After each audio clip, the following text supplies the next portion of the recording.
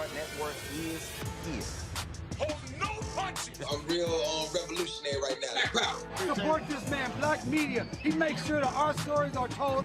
Thank you for being the voice of Black America, Roland. Stay black. I love y'all. All momentum we have now, we have to keep this going. The video looks phenomenal. See, there's a difference between Black Star Network and Black-owned media and something like CNN. You can't be Black-owned media and be scared. It's time to be smart. Bring your eyeballs home. You dig?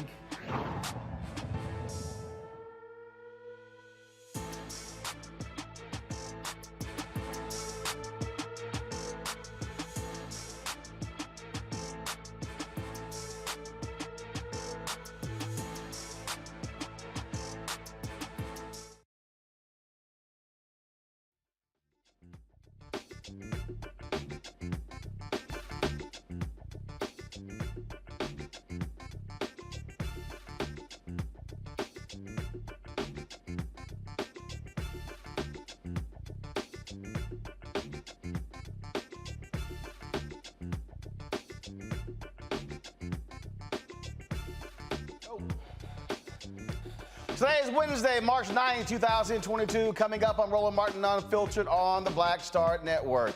Between 2010 and 2020, billions have been spent paying off police misconduct claims. We'll break down those numbers and also talk about the case out of Pennsylvania, where the cop who shot a 12-year-old in the back is getting fired for excessive force. How about trying that cop for murder? Oh, I'm sorry, was I clear enough, Dan Abrams? Florida passes the controversial Don't Say Gay bill. The bill, of course, limits what can be taught about sexual orientation and gender diversity in the classroom. Florida State Representative Michele Rayner will explain why the bill faces so much backlash. We'll also show you the remarks of a black state senator there who is same-gender loving and his, of course, impassioned speech on the floor. Vice President Kamala Harris landed in Poland a few hours ago to talk about what the U.S. and allies should do about Russia's Ukraine invasion. And Georgia Republican Congressional candidate Vernon Jones, the fool who was running for governor, but now he's running for Congress, or is he running for United States Senate? I don't know what the hell he is, but he's a whack capper. Folks, he has a meltdown during an event. Trust me. You know what? I might make that a crazy as white people segment.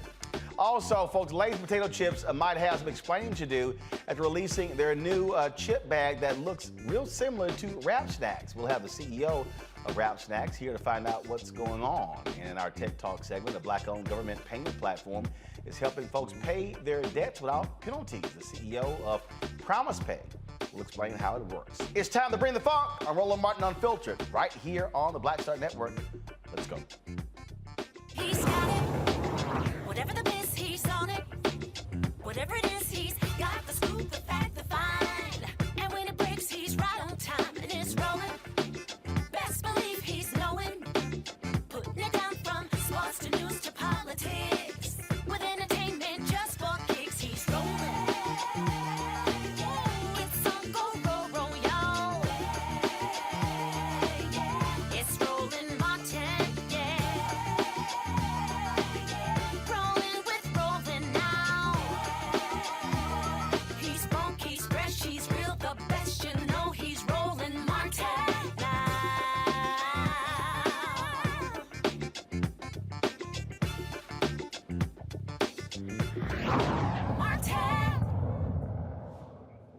It's amazing how quiet conservatives are. You know, the people who talk about spending too much government money. It's amazing how quiet they get when it comes to police brutality. The cost of police brutality, folks, is reaching all-time highs. As a Washington Post report reveals, the payouts from the nation's top police agencies surpassed $3.2 billion over the past decade. According to the Post, of course, the data reflects nearly 40,000 payments at 25 of the nation's largest police and sheriff's departments over the last decade. The investigation also identifies the officers behind the payments. The Post found more than 1,200 officers surveyed were the subject of at least 5 payments, and more than 200 had 10 or more. Officers whose conduct was at issue in more than one payment accounted for more than $1.5 billion, representing nearly half the department's money to resolve allegations. Of course, this comes on the heels of the story out of Philadelphia, where the undercover police officer who fatally shot 12-year-old Thomas Sadeo in the back last week is going to get fired, according to Police Commissioner Danielle Outlaw. She says the unidentified officer violated the department's use of force policy. He's going to be suspended for 30 days, then dismissed from the force. But could someone explain to me why he's unidentified? He's getting taxpayer dollars. He's on the public roll. Let's go to Kentucky, where a former officer at a Kentucky jail is indicted on charges that he used illegal force against an inmate. A federal grand jury found sufficient evidence that Gregory Evan used unlawful force, folks, against a pretrial detainee while Evans was, yes, a captain in the Madison County Detention Center. Evans is charged with one count of deprivation of rights under color of law, one count of writing a false report and of the incident, and of course, one count of making false statements to law enforcement. He's facing up to 20 years in prison. Now, we talk a lot about these particular cases all the time, and again, it's very interesting how people get caught up in the good cops, the good cops, the good cops. Folks, $3.2 billion. Now, remind you, the Washington Post story, the top 25 law enforcement agencies. That's not all. So the number is actually even higher than that. Who is spending that money? Taxpayers. Think about that. $3.2 billion over 10 years. That's $320 million a year. What could we fund for $320 million a year? I thought the issue is training. I thought the issue is lack of resources. Well, I'll say the cops, maybe the resources are going to the payments. And see, here's part of the problem. Because of your qualified immunity, they're good. The cops, their pensions don't get touched. They don't have to pay. They have no liability. So this is the equivalent, folks, of working on a job. Let's say this is the equivalent of somebody working for my show and deciding to walk out of here with that television and walk out of here with that camera and still come to work tomorrow. That's essentially the same thing, that they can just do whatever they want and don't have to worry about any consequences of those actions. Robert Patillo is the executive director for the Rainbow Push Coalition Peachtree Street Project. Lauren Victoria Burke, she writes for the NMPA and the GRIO, Kelly Bethea, communications strategist. Glad to have all three of you here. Lauren, I want to start with you. You have family members who are in law enforcement, and so you see all perspectives here. And what this comes down to are all the folks who sit here and they embrace and they hug law enforcement, but they say nothing about the money. I don't hear Grover Norquist talking about how this is costing taxpayers. I don't hear Republicans complaining. I mean, you hear them talking about, oh my goodness, what is going to be the impact on budgets in Congress? But I don't recall hearing any conservatives decrying how much money taxpayers are spending for brutal cops. Yeah, sure, Roland. Your points are very well taken with regard to the expense, and the Washington Post story was very well documented.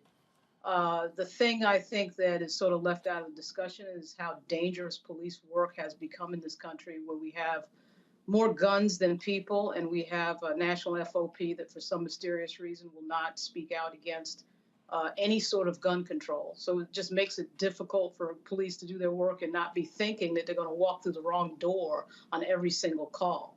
And for sure, there are so many examples, as we all know, of police brutality that have been, documented, well documented by you and so many others, and they shouldn't happen. It's no excuse for any of this. But increasingly, when you have a situation where it becomes a more dangerous job, you do have these mistakes that are high stakes. These are not, the police are not just your average government employees. Obviously, they have the right to take people's liberty away. When they make a mistake, it can be a very big mistake to cost somebody their life.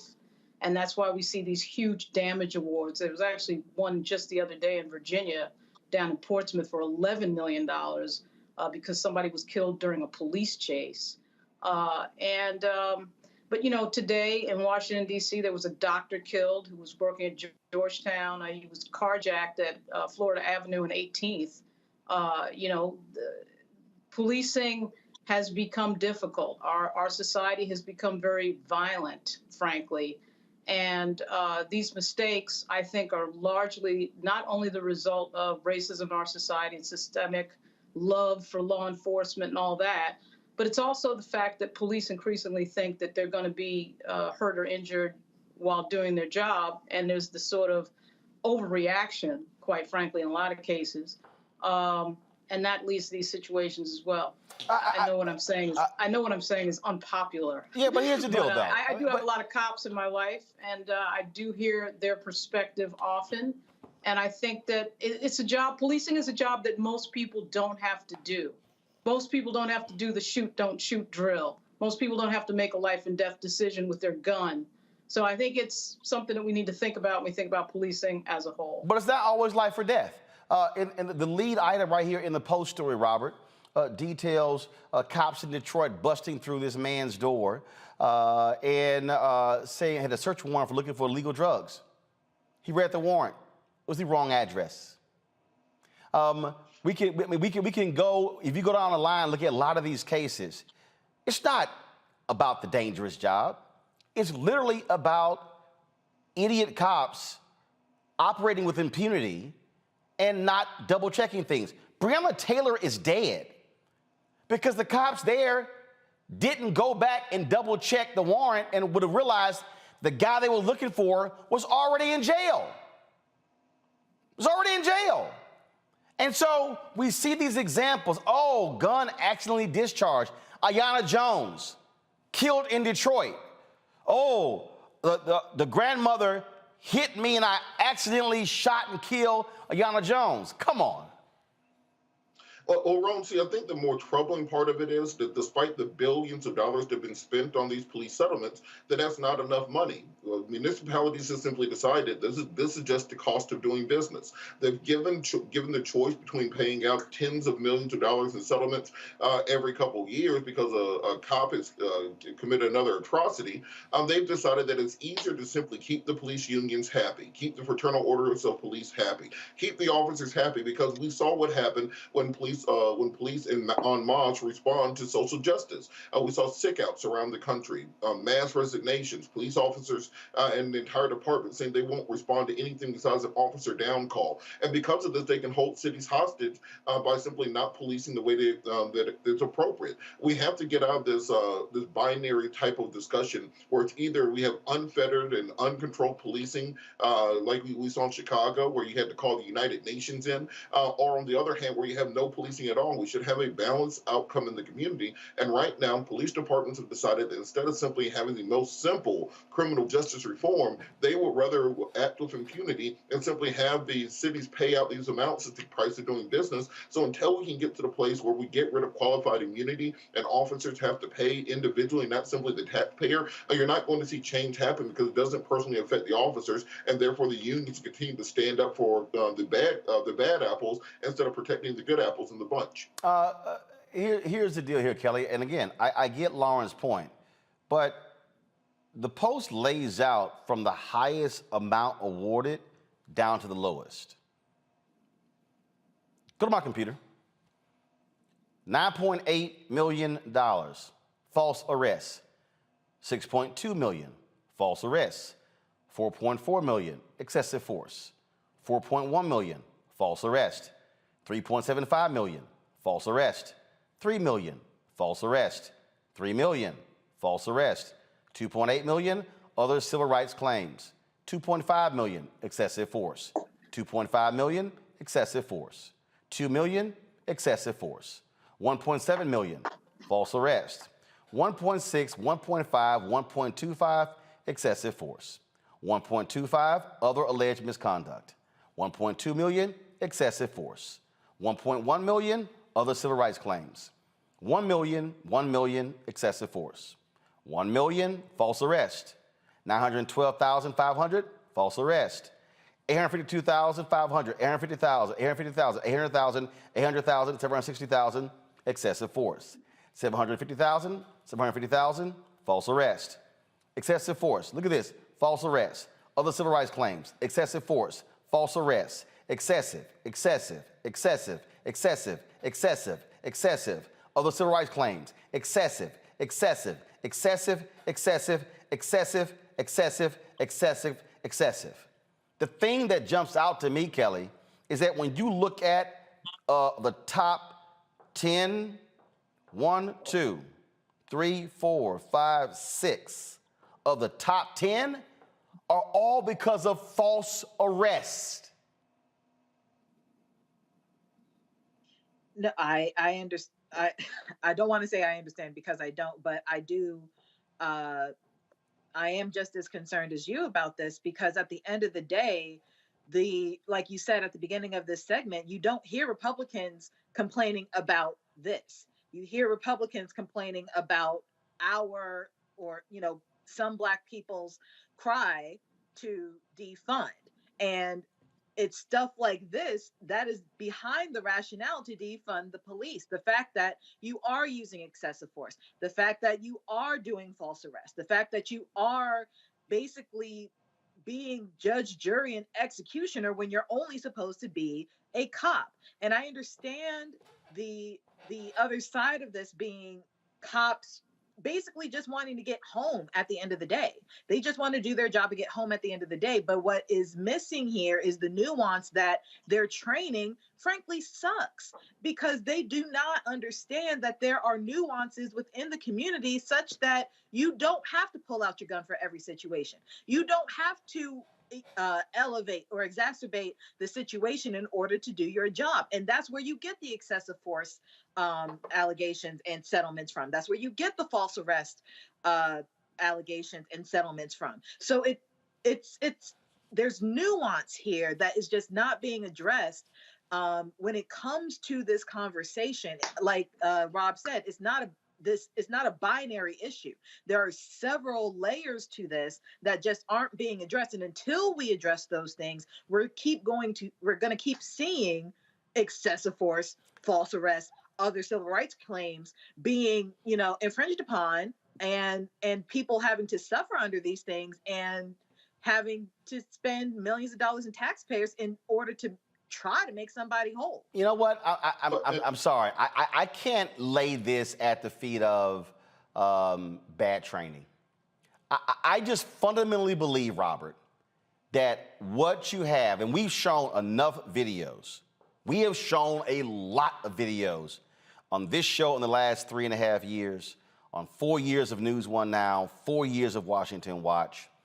I think the problem that you have is you have cops who know the moment they get that badge and gun, the law is completely on my side and I'm damn near untouchable.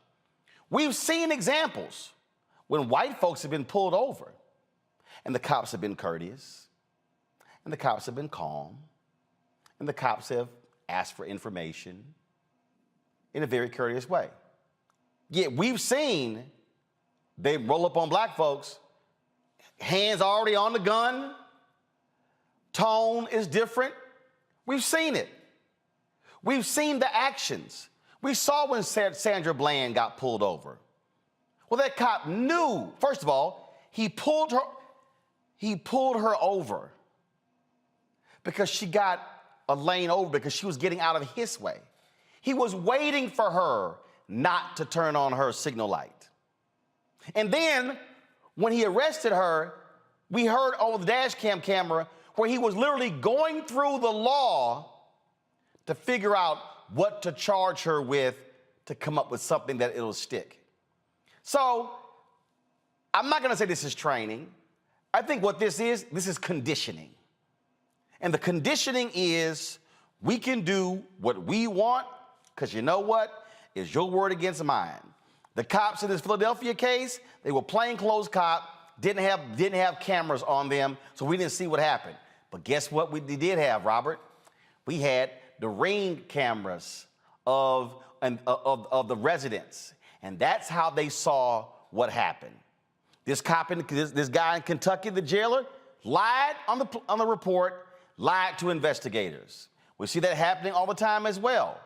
We saw the case in Chicago where there was a judge who was so sickened of cops lying on the stand, he literally reached out to the oversight board and said, I am sick of these cops coming in my courtroom and knowingly lying. That's not, hey, it's the tough streets. That's conditioning. They know they can get away with it. And Roland, look, I think we have to reevaluate how we try to attack these issues, and let me explain why. Because we go about this on a case-by-case, individualized basis instead of attacking it systemically. So the same what you read down that list of all the excessive force cases and the false arrest cases, and what's going to have to start happening, and we need state legislatures to step in on this and pass laws to give a private right of action to individuals to basically waive sovereign immunity so that you can bring suits of this nature against the state. But once legislators put a private right of action in there, we need class action suits against police departments and jurisdictions. It's one thing to settle a case for $1 million or $800,000 piecemeal one by one. But if you get all those cases and wrap them together in a nice bow and file them together and you get class certification against the state, well, now you're talking about unlimited damages, unlimited torts, punitive damages being available. Remember, that's how the tobacco industry got brought down. Remember, that's how Willie Gary brought down the funeral home business. When you get those large, massive class action suits that really hit them in the pockets, and we're not talking about millions or tens of millions, but into the billions, well, that is when you're going to start seeing these things change magically all of a sudden. But that's going to take courage on the part of victims who often can't imagine turning down a six-figure settlement in hopes of getting a eight-figure settlement down the line. It's going to fall in the line of state legislators to put those rights of action in place. It's going to go fall on the backs of civil rights lawyers to not run after settlements so often, but be ready to take these things to trial, put the money up front to prove the cases, file this as a class action, and really change things going forward. Lon, the average settlement comes out to be $17,500. There are very few times when it reaches six figures or seven figures.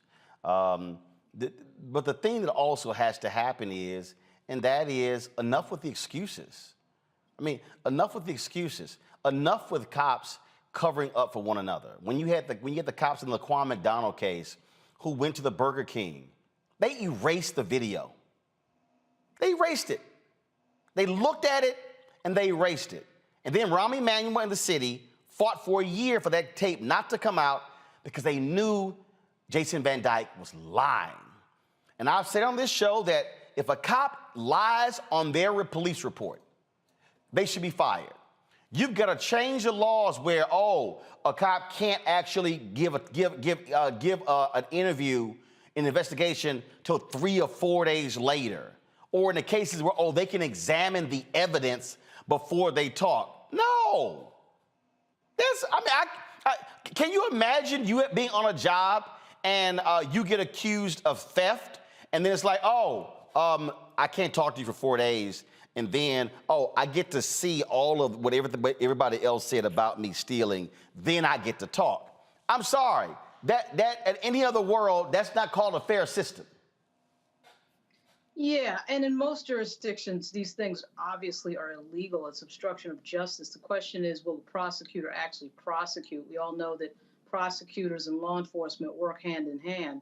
The other thing we might want to think about is you'll notice in a lot of these cases, I know this was the case in Tamir Rice's case and so many others, is you have a cop that keeps magically popping up in situations with regard to use of deadly force, and somehow that officer either ends up on another department or stays on the same department and shoots or hurts multiple people, which if we could get to that one.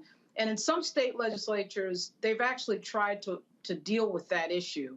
Obviously not a training issue. It's a matter of, I think a lot of these jurisdictions, a matter of low standards with regard to hiring is a problem, particularly in smaller towns. I mean, the bigger police departments tend to have some sort of standard with regard to at least 2 years of military or 2 years of college or something. But in towns like Ferguson, you could end up with anybody on the police force. So if there was a national standard put in place, which of course was part of the bill that Cory Booker was trying to pass, the George Floyd Act, that would be helpful to have that. I mean, these are basic common sense things, but as was mentioned, the police union has a ton of power, a ton of political power, and politicians are completely obsessed with never wanting to say or do anything against police officers, never wanting to say or do anything against law enforcement. And there you have it. I mean, it's a difficult paradigm. It really comes down to lobbying and lobbying money. And the fact that we have so many cops in this country, I think 700,000 police officers in this country. So everybody has at least one cop or somebody that they know, particularly if you're a public official. And that complicates the situation as well in terms of passing common sense things that would purge from police forces bad actors. Well, I just think, Kelly, final point here is that you've got to change this whole view that whatever cops want to do, they can do, and the public, frankly, lets them get away with it. And we have way too many district attorneys who are absolutely in the pockets of police unions and don't want to prosecute them. No, you're absolutely right about that. The fact that we do have so many officers who do things like this is just incredibly unfortunate. But no, you're absolutely right. Folks, got to go to a break. We come back. We're going to talk about the Don't Say Gay bill in Florida. Does it make any sense whatsoever? Then again, we are talking about Republicans in Florida. You're watching Roland Martin Unfiltered right here on the Black Star Network.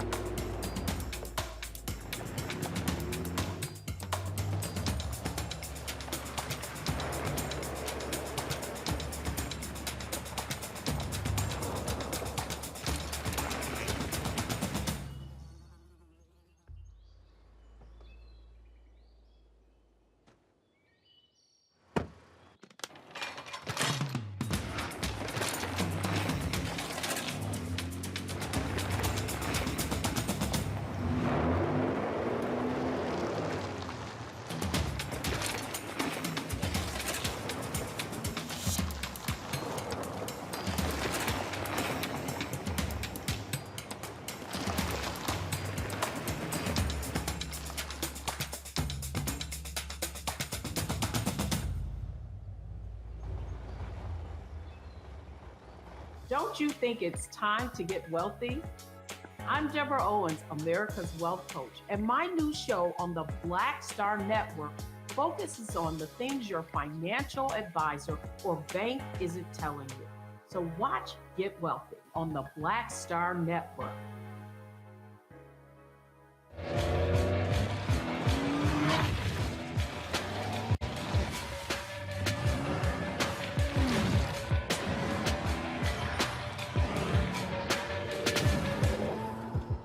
Pull up a chair, take your seat.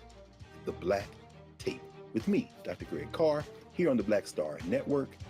Every week, we'll take a deeper dive into the world we're living in. Join the conversation only on the Black Star Network.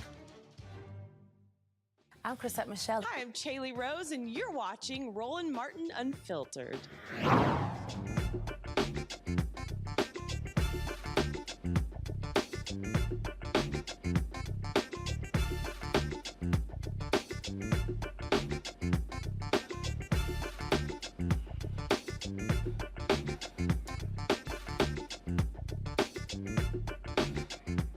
All right, folks, let's talk about Florida. Now, it's always crazy things happening in that state, especially when you have Republicans who have a veto-proof majority and control the governor's mansion. Today, they passed the controversial bill commonly referred to as the Don't Say Gay bill. The actual title is the Parental Rights in the Education Bill. It bars discussions about gender identity and sexual orientation in grades kindergarten through third and limits discussions in other grades. Conservatives say the bill gives parents more oversight about what the kids learn at school, and that LGBTQ-related topics should be left to families to discuss at home. Opponents of the bill warn it could lead to further stigmatization of gay, lesbian, and transgender children. On Monday, one Florida state senator became quite emotional on the floor as he talked about his struggles coming out as a black gay man. So my dad, who is an amazing human being, he wrote a book not too long ago. And the book that my dad wrote, it was inspiring. As most of you know, my dad's a pastor down in South Florida. The book that my dad wrote was inspired by the loss of my brother. But then as I continued to read the introduction of my dad's book for the first time, he just came out about 3 weeks ago, it was also speaking about his disappointment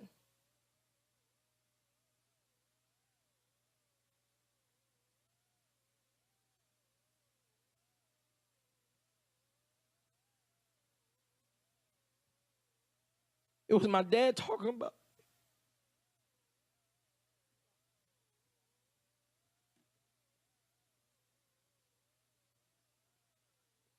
It was my dad talking about his disappointment.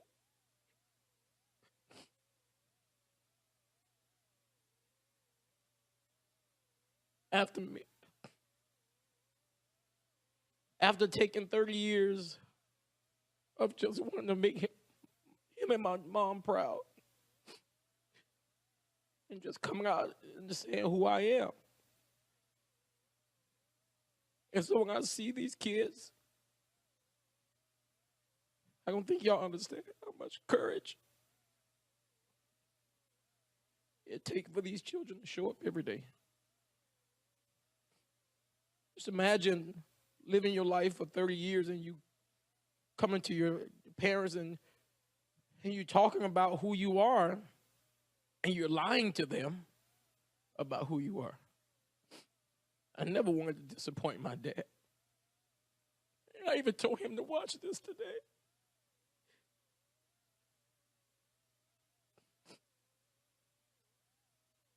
I don't think y'all understand that even rerunning for office, it was difficult because people calling your names, just people saying things to you. And all you want to do is serve. I never knew that living my truth would cause church members to leave my dad's church. Or friends to stop talking to me. Or families to make jokes about who you are.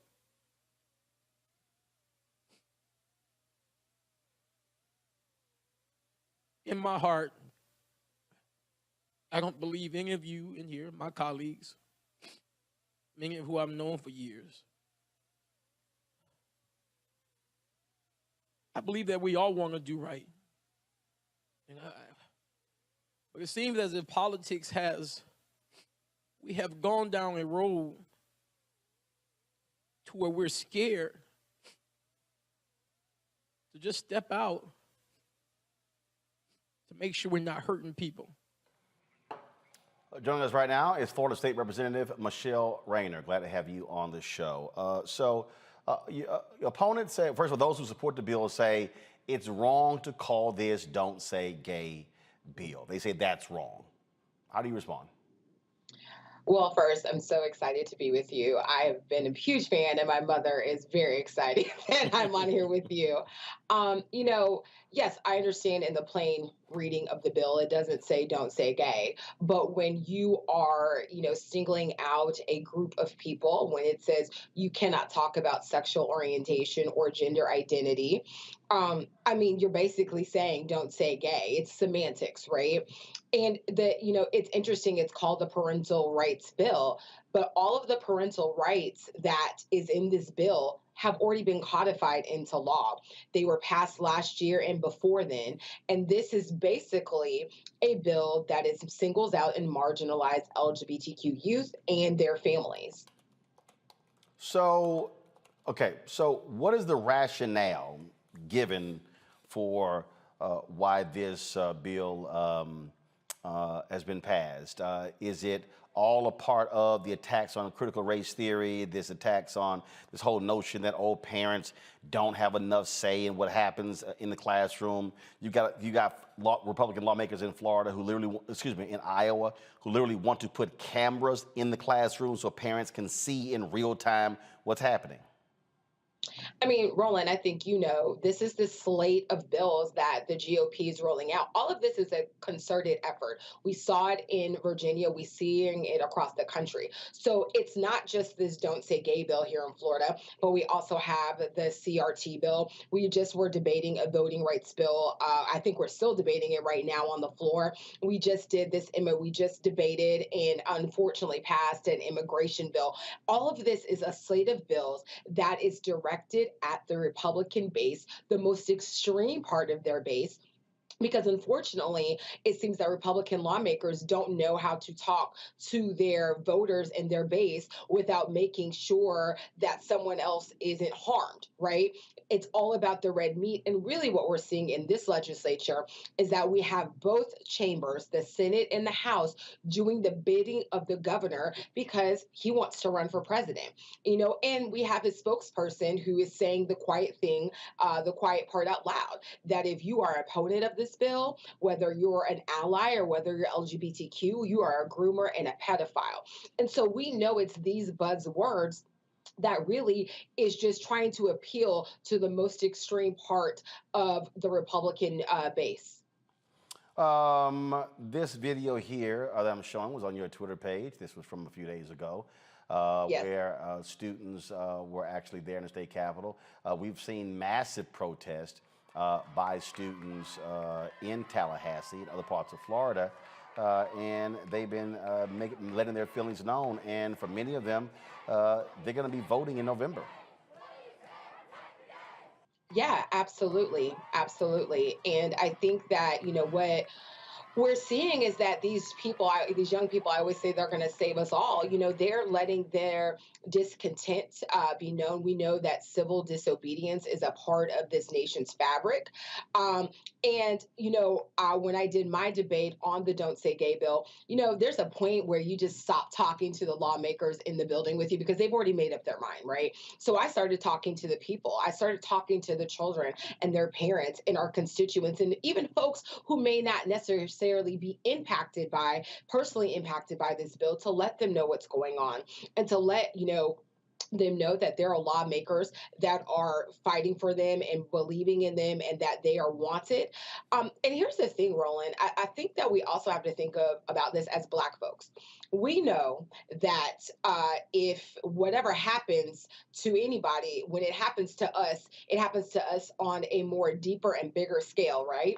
So we understand that Black LGBTQ youth, they're more likely to attempt suicide and even complete suicide. We know that a lot of times our people don't necessarily have the means to move their children into a school that is more inclusive, or they may not have the means to make sure they have the appropriate therapy, or they may not even have the means to possibly sue a school district if they're discriminating against their child. So we know that this bill is not only going to harm LGBTQ youth, but really the most harm that it's going to do is to our Black and brown babies.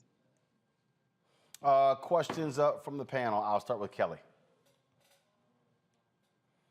On to the show. I've been following this relatively closely, and every time I read an article about it, it just makes me angry because at the end of the day, the first question that comes to mind is, how on earth is this constitutional? And because I don't see how this speech is not protected. Considering that you are dealing with a class that needs to be protected.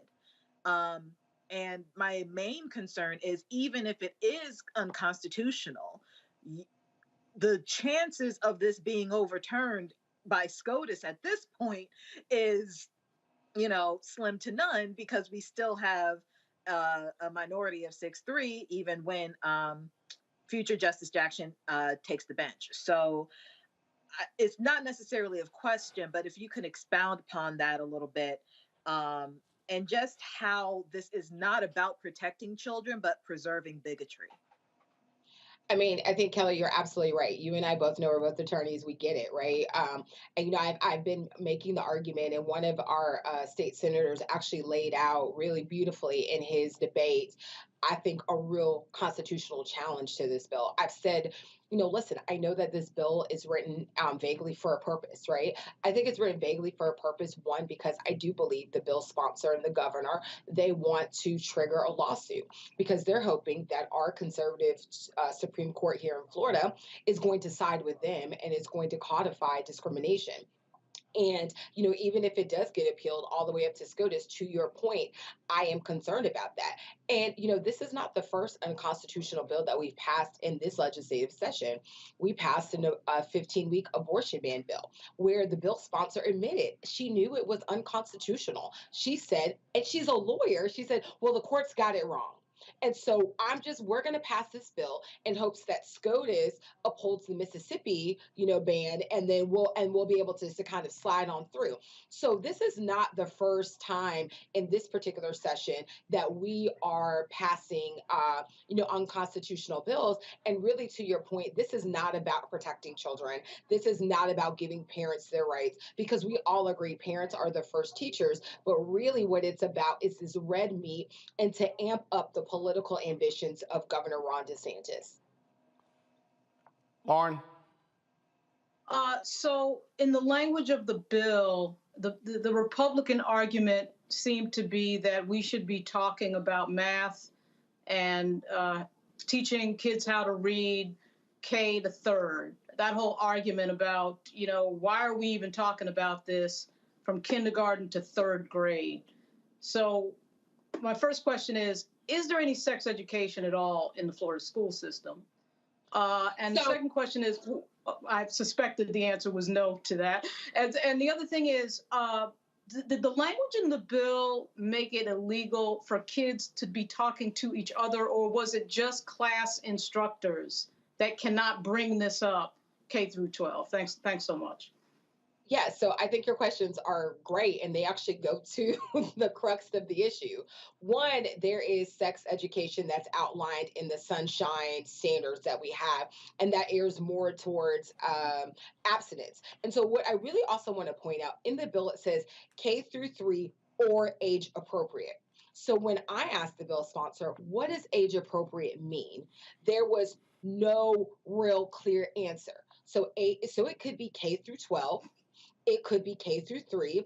And then there was no clear answer of who decides what age appropriate is, right? So once again, you have that ambiguity that goes back to Kelly's question about being able to challenge this and being able to cause a lawsuit.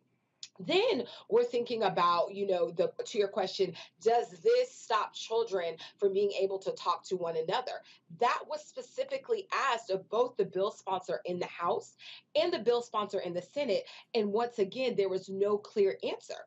And what we're really concerned about is that if you have a child that comes in, and people who have younger children know that you do the, tell me about your family story, right? And so you say, okay, I'm little Johnny and I have 2 mommies. And you do your family history. And, little Sally says, well, why does little Johnny have 2 mommies? What is the teacher supposed to say then? And when that specific question was asked in 100 different ways, each bill sponsor in both chambers had no answer for that. So once again, I believe that this bill is vague purposefully to once again challenge to have a lawsuit with hopes that our conservative Supreme Court here in Florida will codify and will put their stamp on approval of Ron DeSantis and this Republican legislature's bigotry. Robert? Thank you. So I think for the people who aren't following the bill and haven't followed this legislation closely, could you kind of articulate just how draconian this is? Because things like the reporting requirement, if a child comes out to a teacher, they are forced now to report that to their families. Can you talk a little bit about just how deep this goes? Because it's not something you can't talk about it. It's as if they're trying to deny the existence of gay people writ large. I mean, I think your point is absolutely right. And this bill is really regressive. And there are, at first there was an amendment that if a child came out, that even if the teacher knew that there was going to be abuse, abandonment, or neglect, they still had to tell the parents, right? And so we had to defeat that. And so now with this, standard that's in the bill, there still isn't clarity of how do you let a parent know, and if there's abuse, abandonment, or neglect, is that still a way to not have to out this child? Because you and I know all of the grown people that are on this. And hey, listen, I'm a Black queer woman, right? And I came out to my mama in my 30s, and I was nervous as hell. And and my mother and my father loved Jesus, and I was still nervous. So can you imagine a child, right, being able having to come out to their family? And thank goodness I knew my parents were going to be supportive and they loved me. But what if you don't come from a family like that? Or what if you come from a family that's already abusive? So you're putting teachers in untenable situations. And my wife is an educator. I've had many educators reach out to me and say, this is the hill that they will die on. They will not out a child. And so that means their license is going to be taken. If they're going to be sued, they're like, so be it. Because we can't talk about protecting children unless we protect all of our children. And then also, did they ever explain exactly what that means for a child to come out? Because we're talking about younger children. So if a child says, hey, I think I'm in love with little Johnny, is that coming out, or just saying they like playing in the park with them? What exactly is the criteria around this? How exactly is it going to in any way be enforceable? So I'm going to bring you to committee next time this bill is up, and you can ask those questions, because you're absolutely right. Those are the questions that we've been asking, and we have not gotten an answer. We have not gotten clear answers, because you could say, I am Sally and I'd like to wear boys' clothes. Okay, well, what does that mean? I mean, I was a tomboy. But I'm not trans. I mean, I'm a cisgender, woman. So, I mean, what does that mean? And so I think, once again, because of the ambiguity and because of the governor's office saying the quiet part out loud, and the senator that carried this bill saying that, being gay is a trend, and he likens gay people to drug abusers, and that LGBTQ folks are groomers and pedophiles, and if you think this bill is wrong, you're also a groomer and a pedophile. I think we're seeing what the bill really is on its face. It's just meant to be discriminatory and to marginalize some of the most vulnerable people in our community. Well, we see exactly what's going on there. DeSantis says he's going to sign it, and you're absolutely right. This is all about him running for president. Representative Rayner, we appreciate it. Thanks a lot. Tell your mom I said what's up.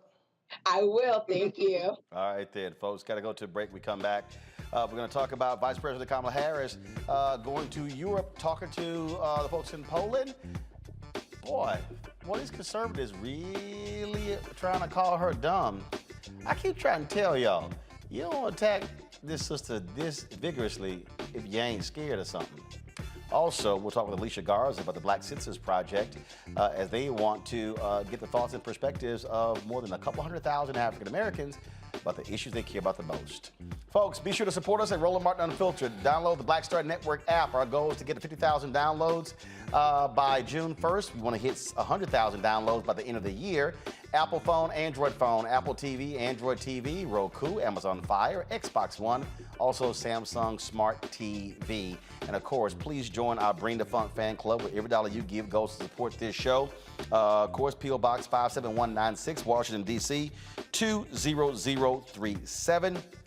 Cash App is $RM Unfiltered. PayPal is R Martin Unfiltered. Venmo is RM Unfiltered. Zelle is RolandSmartin.com. And of course, all the folks who give during the show, going to be sure to shout you out and publicly thank you for supporting us, supporting Black media. So let me give a shout out to Napoleon Jemison. Thank you very much for your support, Napoleon. Larry Ray has given during the show as well. And let's see here. I got a couple more before I go to the break. Let's see here. Let me pull up here. We've got Paul Griffin. Thank you so very much, Paul, for your support. And I'm gonna do one more. Let's see here. I'm scrolling to pull this up because again, I appreciate all that y'all are doing to make it possible. Because trust me, we don't have millionaires and billionaires like these conservatives sending us checks. This is about what you guys are doing. Amelia Rivera, also I appreciate your support for the show as well. And so, folks, if you give them the show, I'll give you a shout out. All right. I'll be back in a moment.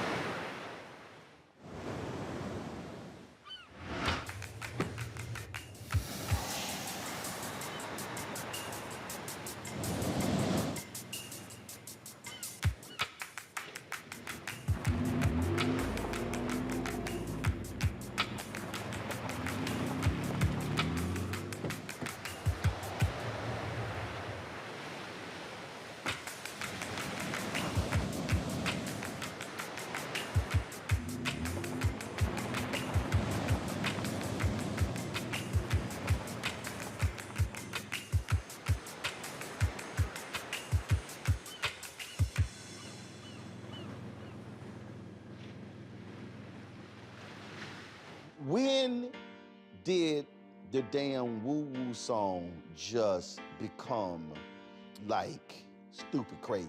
I came home and I'm playing it around the house, you know, and my daughter was 3. Tiffany was 3 years old at the time. So I'll tell you how long ago. Yeah. And she kept walking by singing woo-woo. And she said, Dad, I love that woo-woo song. And I'm like, you can barely talk. That's not the woo-woo song. It's called You Should Be Mine. No, it's the woo-woo song. I called the songwriter and I said, my daughter said, this is the woo-woo song. And they said, well, maybe she's right. So they kind of named it the You Should Be Mine, but in parentheses, right, called the woo-woo song, right? Wow. So the record company went out in the street with microphones in the city and had people sing woo-woo-woo. And people were going crazy over just singing, can you woo-woo-woo? And that song just blew up. And from then, now people call me the woo-woo man. I'm like, the woo-woo man, exactly.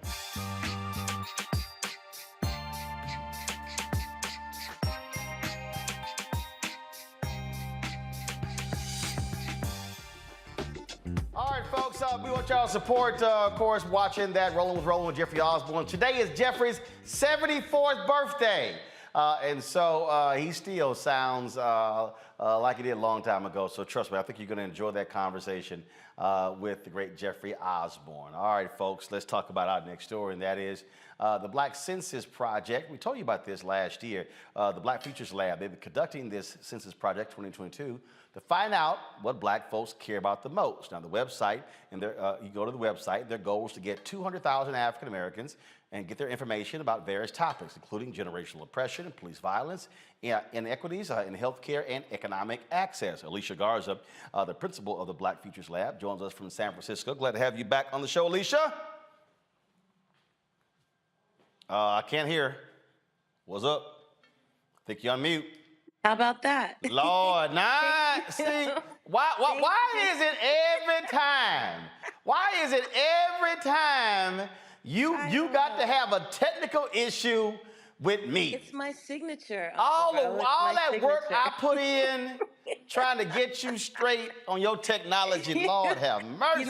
You know, blame it on me being in the middle of a move. But as I was saying, thank you so much for having me. It's great to be on with you today. All right, so let's talk about this here. First of all, last time y'all did this, how many folks did you have respond?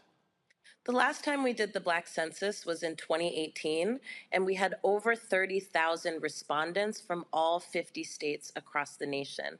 What we're so proud of with this survey, Uncle Roland, is that it is currently the largest survey of Black people in America in 157 years. This year, we're shooting for 200,000 responses, which would break our own record of being the largest survey of Black people in America. Now, Black people, when we see polls and surveys, Black folks say, didn't nobody call me? Well, here's a perfect example. You don't need to be called. You can actually fill it out yourself. Exactly. This is what's so great about this survey. It's quick and it gets right to the point. We don't sell your information. In fact, you opt in to giving us your information. We don't collect anything personal unless you want us to have it. And what we do in this survey, Uncle Roland, is we're talking about the things that Black folks care about. We want to hear from you. What are you experiencing every single day? What do you want to see for your future? Some of the new questions that are coming up in this survey include talking with our communities about COVID-19 relief and recovery. We're also talking about white nationalism and asking about experiences with that. We are also very much wanting to know about where it is that our communities take political action. What we know is that we're coming up on a midterm election that has incredible consequences for our futures. And there's a narrative out there, right, that we just don't care and we don't participate and we're just fed up with everything. But the fact of the matter is, our communities are mobilizing, we're active, we're engaged, and so we want to be able to also tell that story. What we're going to be doing with this data is making sure that we are compiling it into a revised and updated Black Agenda 2022, which we will use to activate and energize Black voters in our priority states and across the country to turn out to vote, not for personalities or politicians, but for who is going to best represent us on the issues that we care about. But I mean, the other reason why, again, this is important is because when it's done, when y'all are able to say this is the most extensive survey on what Black people think. Now, here's the question. How do you verify that Black folk are actually filling a survey out? We have a very active presence on the back end of the survey because we know some people are out here trying to cat off and skew responses and put in fake things and whatnot. But we do a lot of work on the back end to filter out responses that we know are trolling, and we pay a lot of attention to what's coming in. We're not, we're trying to make sure that this data is very much dependable. And we're not just collecting data online, we're also collecting data in person, face to face. So in just a couple of weeks, we're going to be unveiling our Black Census Project organizing trainings in our priority states, which include California, Louisiana, Wisconsin, North Carolina, and Georgia. And what we'll be doing there is training locally based, Black-led, Black-focused grassroots organizations to take these surveys out into our communities. We're doing focus groups with communities that are often traditionally left out of surveys like Gallup polls and things like that. We want to hear from folks who are living in rural areas. We want to hear from Black people who are migrants to this country. We want to hear from Black folks who are currently and formerly incarcerated, and on and on. And so what that takes is peer-to-peer contact. Oftentimes those traditional polls don't reach folk like that, but we're going to go out into our communities and make sure our voices are counted and that our communities' experiences are heard. All right, let's see here. Questions from our panel. I will start with Lauren. Hey, Alicia, nice talking to you. Good talking with you. I just wonder logistically how you do this. You obviously know 40 million Black people in the country, and the government census costs billions of dollars. How do you feel confident about getting enough responses when obviously the goal being 200,000? I don't know nothing about math, but can you take that 200,000 or 30,000 and then be able to say accurately that it reflects 40 million people? Like, how do you handle that? Thank you so much. Yeah, thank you for the question. It's excellent. And you're right. This is a massive undertaking. We have, the government census, which costs billions of dollars, and they still can't figure out how to get to our communities. But that's the problem. It's that they don't activate us to activate each other. And they continue to kind of form questions and stories about this project, their project, in such a way that leads us to be distrustful. What's unique about our process is that it's about us, by us and for us. And we don't try to project one single message for all Black communities. And in fact, one of the things that we really emphasize is that the responses of these 200,000 Black folks that we are seeking are reflective of the complexity of thought, experience, and opinion in Black communities across the nation. We couldn't pretend to speak for all Black people, but we don't even try to. What we want to do is make sure that all of our communities are being engaged, that our experiences are at the forefront of shaping public policy, and this is the first step in doing so. Thank you. Robert. Thank you so much for joining. Thank you for everything that you're working on. So in 21st century, data very much is the new natural resource. It's the most important thing, frankly, that companies can have. How will this information help to shape things like public policy, legislation, how we interact with corporate America by gathering this amount of data about Black America? What this data allows us to do is dig into the complexity of Black political thought, experience, and solutions. What we've done with this data over the last 4 years is we've translated it into good public policy, and we do that in a few ways. Number one, through our Black Agenda, which looks at the core issues that Black people in America are identifying that they want to see dealt with, and then also the solutions. And we've turned that into policy language that can be moved in cities and states across the country. And in fact, even with this new administration, we used some of this data from the Black Census to impact and influence our Build Back Bolder agenda. And we had several conversations with various levels of the Biden-Harris administration about public policy that would reflect the needs and dreams of Black communities across the nation. We also at the Black Futures Lab and the Black to the Future Action Fund use this data to inform our Black to the Future Public Policy Institute, where we tap grassroots community organizations across the nation and we train them on how to turn these issues into public policy that rewrites rules in our communities and makes life better for us. So for us, and we've also used it in terms of mobilizing, activating, and educating Black voters to turn out and to get engaged in their communities. One of the things we heard most commonly in 2020 as we were getting voters to turn out was that they really weren't impressed with politicians. They really wanted to understand, what are you going to do about the issues that we care about? We put that agenda in front of people who seek our votes, and we tell them and we ask them to commit to a list of things in that agenda in order to gain our support.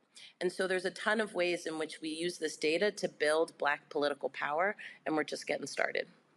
Kelly. Hi. Thanks for coming on the show again. I just love talking with you. So thanks for having me. Similar to Robert's question about how you guys use the data, in the reverse, are there any theses that you guys are trying to back and prove using this data? So like if you already have kind of like, you know, like a thesis statement that you're trying to prove, is there any of those that you have at your disposal regarding the kind of questions that you guys administer to those who answer the survey? Absolutely. I mean, we have some assumptions, and we want to use this data project to test those assumptions. Every month, or every other month, we do running polls of Black people that we call temperature check polls. And these are around issues that Black people throughout the country want the Biden-Harris administration to prioritize. What we've seen over and over again throughout these polls is that the kind of top 3 issues that Black communities who are being polled want to see action on is COVID-19 relief and recovery, specifically in the form of an ongoing stimulus payment of $2,000 a month that they say they will use for rent, utilities, gas, and all the things that we need to kind of get by. The other thing that we're hearing is that Black communities want to see concrete action to address extremism and white nationalism. And that looks a bunch of ways. The solutions that people are putting forward, you can find at Black, the number 2, thefuture.org. But some of the solutions people are talking about include weeding white nationalists out of federal and municipal law enforcement. Other solutions that people are putting forward is expanding the Civil Rights Division at the Department of Justice to be able to monitor, track, and hold accountable white nationalists and folks who are engaged in extremist violence. The other major issue that we're seeing that people want to see action on is voting rights and protecting existing rights and expanding those rights. In our Black Census survey, we are talking to more people than we do in our temperature check poll. Our temp check poll only talks to 1,000 Black folks every other month. This survey will talk to 200,000 Black people in all 50 states. And so it will give us a better sense of, are there trends or regionally? Are there other demographic trends inside of Black communities that we should be paying attention to? And more than that, it'll give us a sense of what's really going to motivate people to participate in the processes that are impacting and shaping our lives. All right, then. All right, Alicia, tell everybody where they can go to fill this Black Census out. Please go to www.blackcensus.org to fill out the survey, and you can also share it with your friends and family. Again, we need 200,000 Black folks to take this survey, so we need you to help us get out the word. And if you want to figure out and find out how to get involved with our organization, just visit blackfutureslab.org and sign up to get involved. We've got plenty for you to do. All right, Alicia, I appreciate it. Thanks a bunch. Thanks for having me. All right, folks, got to go to a break. We come back on Roland Martin Unfiltered. We'll talk about Vice President Kamala Harris going to Poland. Ryan Coogler got arrested for trying to withdraw his own money. Really, Bank of America? That's how y'all do it, brother, in Atlanta? Also, we'll talk with the CEO of Rap Snacks, who says, Lay's, why y'all trying to bite off our look? We'll break that down as well. And we'll also got some headlines to share with you. Lots more to discuss right here on Roland Martin Unfiltered on the Black Star Network. Folks, don't forget, you want to support us, what we do. I told you, those of you who support us on the air, you're going to get a personal shout out from me. Of course, when you give, again, every dollar you give makes it possible for us to do what we do. Anthony McCants, Amani Woods, thank you so very much. Joel Clark, I appreciate it as well. Thank you so very much for y'all's support. Let's see here. Andre Morgan, thank you as well for hooking us up on Zelle. Folks, again, if you want to support us and do what we do, please, Cash App, $RM Unfiltered, PayPal's R Martin Unfiltered, Zelle, Roland at RolandSMartin.com, Roland at RolandMartinUnfiltered.com, Venmo is RM Unfiltered. Of course, you can send a money order and check to P.O. Box 57196, Washington, D.C. 20037. Back in a moment.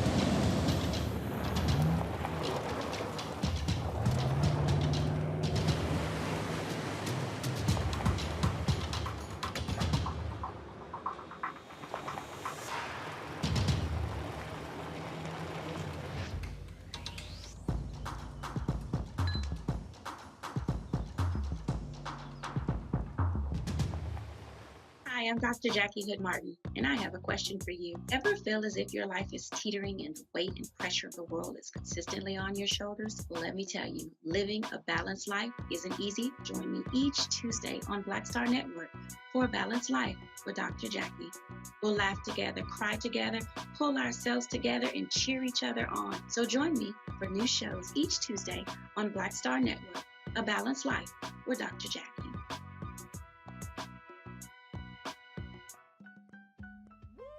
We're all impacted by the culture, whether we know it or not. From politics to music and entertainment, it's a huge part of our lives, and we're going to talk about it every day right here on The Culture with me, Faraji Muhammad, only on the Black Star Network. Black TV does matter, dang it. Hey, what's up, y'all? It's your boy Jacob Lattimore, and you're now watching Roland Martin right now.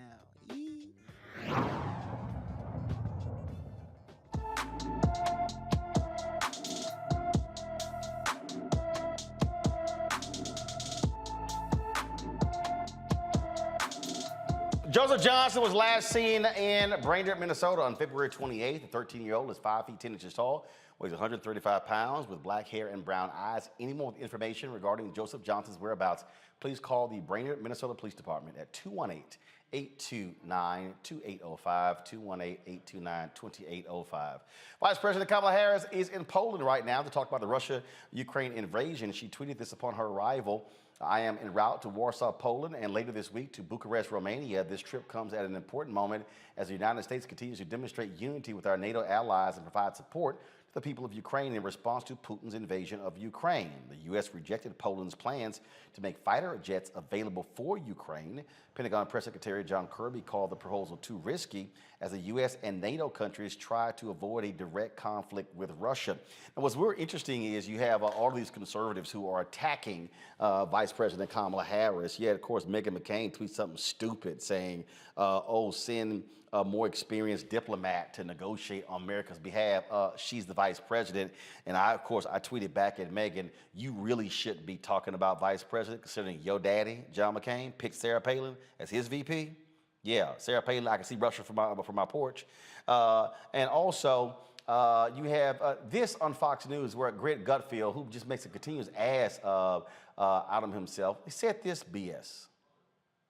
To Geraldo's point, that this is not a discussion we should be having with the world about like how this all went down. But I think it was because the polls tried to force the White House's hand on it. And now she has to go over there and try to clean it up. I don't know if it can be. Yep. Go ahead, Greg. Yeah, I wonder how her laugh translates in Polish. That's mean. It is mean, and I'm going to get meaner. She is supposed to be delivering a 3-part message. Did you hear that? A 3-part it's like a book report, I imagine. Part 1 is the intro. Part 2 is root causes, and Part 3 is the index. Right? This is the first time I've seen virtue signaling as foreign policy, right? They are just sending her there to send her there, and it replaces actual real progress or action. That's the problem with virtue signaling in general. People go on Twitter, they type something, and they instead of actually doing something. So this is exactly like that. I go back to the crazy idea of the mediation. Why not do an audacious diplomatic act where you send people of actual grand substance? 2 American presidents, Obama and Bush, or Obama and Trump. What a road picture that would be. Yeah. And they go and they meet with these 2 guys. And what that does is it solves some issues. You might get a ceasefire out of it. You give the proper deference even to the madman or the evil man, and you might actually get somewhere. This is just, as I think it was used, it's a kind of a slap in the face. You're sending the least qualified vice president ever to do something in the first ground war that we've seen in Europe in decades, and this is how we respond. This is pure virtue signaling, meaning it's entirely worthless. I just think we should get Obama and Trump on the same plane together just to do that. Yes. This is the wackiest idea I've ever come up with. That's the dumbest damn idea you ever heard in your life. Robert, it's interesting listening to these fools. You had like Ben Shapiro, who a couple of weeks ago was saying, stop Russian oil from being imported. And now when Biden has done it, now going, oh, he's only doing it to avoid getting blamed for gas prices. These people are sheer idiots who listen to conservative talk radio and conservative news. Well, it's entertaining because somehow Kamala Harris as a senator will be less qualified than the host of The Apprentice to go negotiate us out of World War III. I mean, what are these people talking about? The guy who bankrupted casinos is supposed to all of a sudden be a foreign policy expert. And let's look at the facts. Donald Trump's first big scandal was because he was sold out to the Russians. His second big scandal was because he was sold out to the Ukrainians. So why would we ever trust anybody, even within that orbit, to have anything to do with this conversation? We have video after video, President Trump in Helsinki prostrating himself to Putin, saying he trusted him over the intelligence agencies. So these folks have absolutely no area to talk. They fomented this crisis over the course of the last 4 years and then dumped it again on Biden's lap. And Kelly, seriously, I got a radical idea. Let's send Obama and Trump. No. I'm sorry. We can do probably better by sending, Wayne's World, okay, as opposed to Donald Trump. I mean, I'm a better choice than Donald Trump. Everybody on this panel is a better choice than Donald Trump. But to, again, just diminish and dilute the power of a Black woman in the second most powerful seat in the nation, just because you're salty that it's not you, it's rich. If anything, just by way of her record and her career up until this point, Kamala Harris might actually be the most qualified vice president we've ever had in the history of this country. Her being a Black woman is just another accomplishment on top of that, as far as I'm concerned. And she was born into that. So, meanwhile, this man has, I don't even know his name. All he has is Fox News, which more or less is a farce of a news network in the first place. I ascribe to the saying, I ignore ignorance.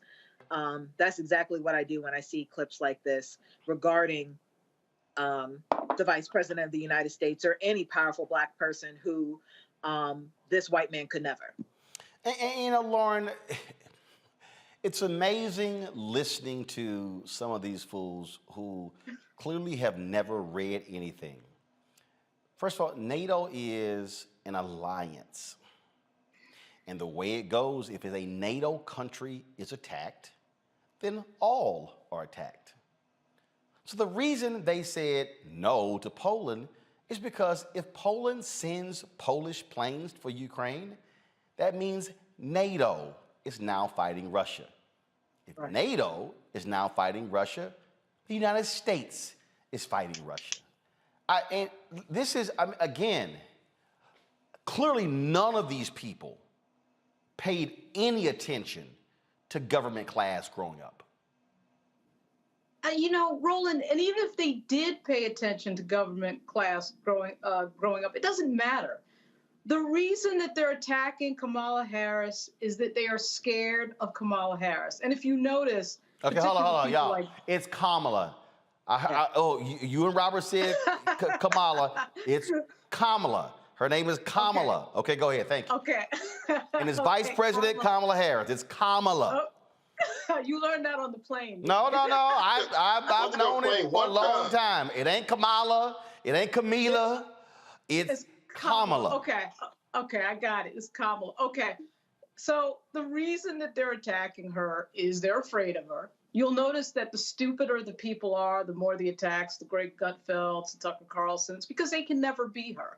If she retired tomorrow, they still would never do more than what she's done already in her career. She was the AG of California, and then she's a U.S. Senator from California. Now she's the Vice President of the United States. And they know there's probably going to be some sort of interfamily discussion in the Democratic Party as to whether or not Joe Biden is going to go again. Obviously, he probably will.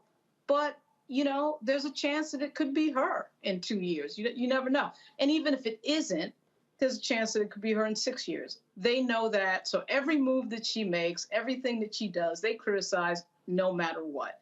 It is jealousy. It is trifling. It is embarrassing. And they'll never be where she is in the spaces that she's been in. It kind of reminds me, I forget whether it was Serena or Venus Williams, but I think it was Serena. They had a press conference and, finally, she did an interview where she basically said, look, these dumb questions that I get from reporters, I realize I'm answering questions from people who can never do what I've done in my life already, can never achieve what I've achieved. That's the position that Kamala Harris is and Ketanji Brown Jackson are in. They're constantly having to deal with people who are never going to do the things that they have done, and they know it. And they're ticked off. They're pissed off. You know, they're jealous.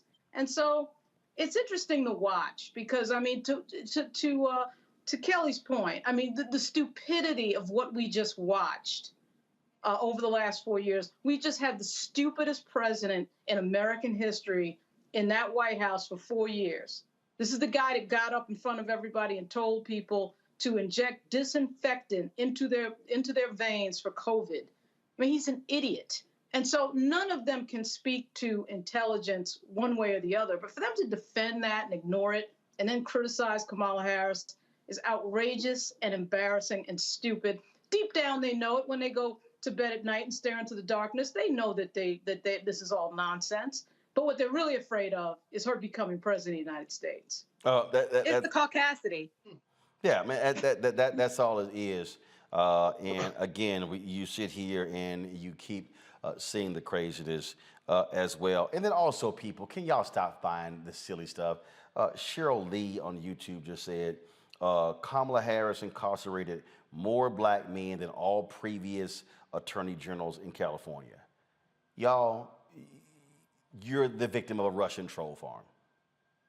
I mean, my goodness. This again, it's amazing what happens when I see folks who lay that out and who go here, not even understanding that California had a 3 strikes law, meaning it was passed by the legislature. So it's a little hard to get around the law when you're the attorney general because you kind of got to enforce the law. So you might want to actually change the law. So I'm just saying, folks might want to just look at those particular facts. All right, y'all. So let's talk about, first of all, I'm going to do this let's talk about business, and that is Lay's. Now, many of us eat potato chips, but you know, when you're out there marketing, when you're out there trying to sit here and get your thing going, then you could sort of walk into a little fundamental problem. Well, my next guest says that Lay's is infringing upon their look. So Rap Snacks, they say that it's amazing how similar Lay's is copying their style, if you will. And so let's break this thing out. Of course, this is the bag right here where they're honoring Argentinian soccer player Lionel Messi. And of course, they look really similar to Rap Snacks Rap Icon series. And so joining us right now is the founder and CEO of Rap Snacks, James Lindsay, joining us from Miami. All right, James. So what's up? So you're saying that Lay's, y'all couldn't get creative? You took out. You really think that they're taking the style from Rap Snacks? Well, let me first and foremost say this, Roland. We didn't know anything about what they were doing until our consumers actually talked about it on Twitter. And when we started to look at it, we really said, wow, this is pretty similar to what we're actually doing in the marketplace. And this is not new. I mean, anytime that you have a company like Rap Snacks who is really disruptive to the marketplace, you're going to have these major companies that are going to try to really bite, the image and the style, from your packaging as well as flavor profiles, So, but it's very similar, and we think so. All right, and so so here's the tweet. So go ahead and pull it up, y'all. Here is the tweet. That he says here, a lot of y'all have tagged me with the bag on the right, asking if we collab or if I'm consulting or working with him. The answer to both is no.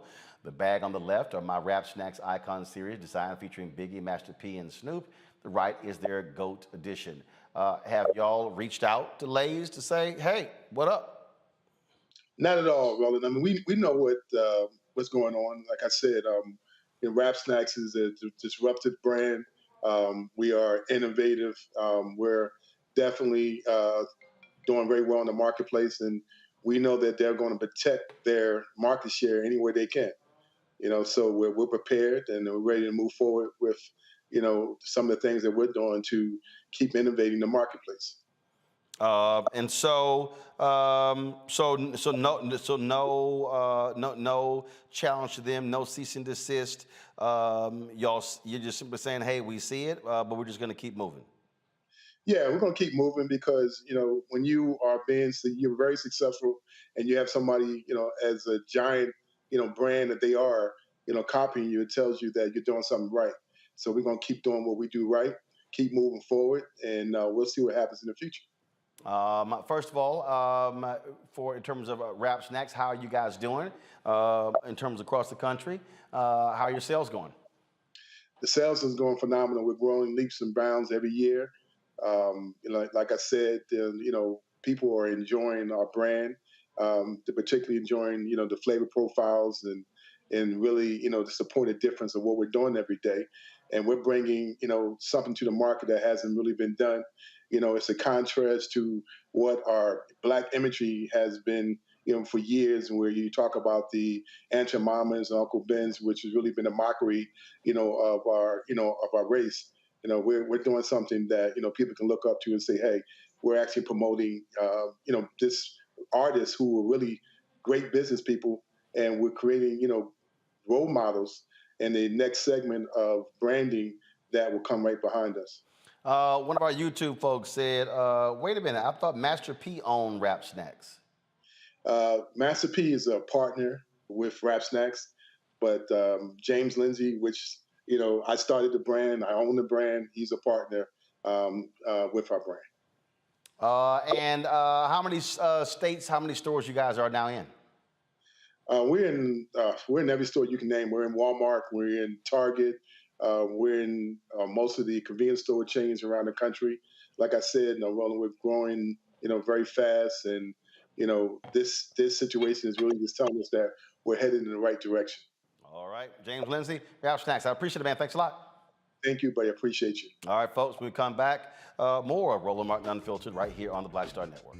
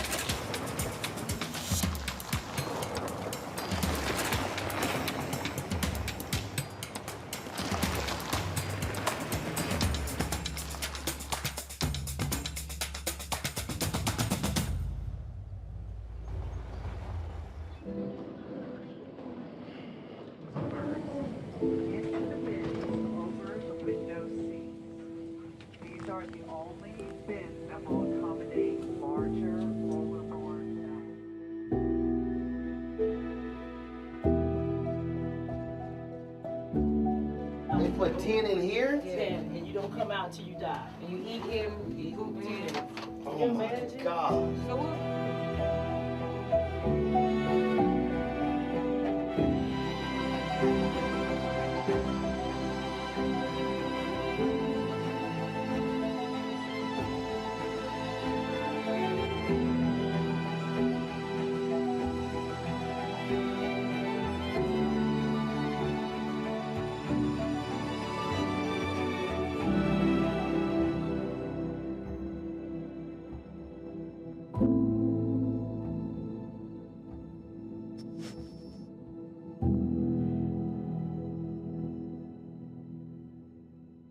Hi, I'm Gavin Houston. Hey, what's up, y'all? It's your boy Jacob Lattimore, and you're now watching Roland Martin right now. All right, folks, part two of our trip to Ghana, 2019, the year of return, will air at 8 p.m. Eastern on Friday, right here on the Black Star Network. So you don't want to miss that. It was an amazing first part last week, and so we cannot wait for you to see the second of our 10-part docuseries. Okay, folks, we go from Africa to Wakanda. Today in Atlanta, Black Panther director Ryan Coogler, who happens to be in Atlanta working on Black Panther 2, decided to go to Bank of America, and he wanted to withdraw $12,000. So he goes to the counter, he has a mask on, he hands the teller a note. I would like to withdraw $10,000 cash from my account. Put it back up, please. Put it back up, thank you. I would like to withdraw $10,000 cash from my checking account. Then he says, of course, he wants the money to be counted elsewhere because I like to be discreet. Well, the person at the bank, y'all, thought Ryan was trying to rob the joint. So they called the cops. Cops come there, handcuff Ryan. Ryan had 2 or 3 of his associates outside, handcuff them. Then the cop says, hey, BOA screwed up. This was on them. Explained to them, apologized, then released them. Coogler released a statement stating that BOA has reached out to him. It should not have happened. This is what Bank of America said. We deeply regret the incident, that this incident occurred. It never should have happened, and we have apologized to Mr. Coogler. Robert, the note said, I want to withdraw $12,000 from my checking account. How in the hell does that go, hey, black man trying to rob the joint? Look, this is just part of being African American in this country, and particularly being a black man, with the way that this country sees you. Let's understand, when we talk about white privilege, for some reason people think that we mean you don't, that just by being white, things will be perfect for you.